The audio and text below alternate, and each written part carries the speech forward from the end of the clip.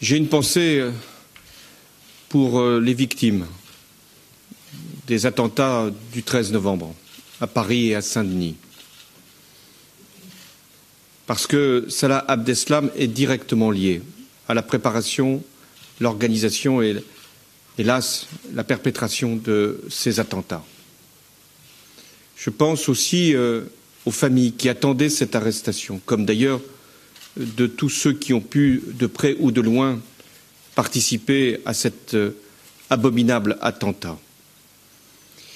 Je veux féliciter le Premier ministre, le gouvernement belge pour l'action qui a été engagée déjà depuis plusieurs semaines et en particulier saluer l'intervention des unités spéciales, le rôle des services de renseignement et enfin dire que c'est sous l'autorité de la justice que ces actions ont pu être menées.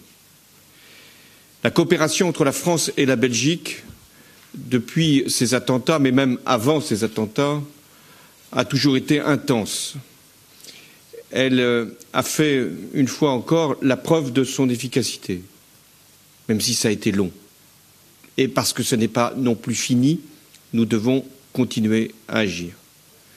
Cette coopération, elle est entre les services de renseignement, elle est également entre les unités de police, et je rappelle qu'il y avait des policiers français lors de l'interpellation à Forêt, et nous aurons à cœur de poursuivre et même d'amplifier cette coopération.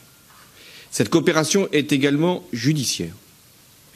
Et Salah Abdeslam était sous le coup d'un mandat d'arrêt européen et je ne doute pas que les autorités judiciaires vont adresser très vite une demande d'extradition.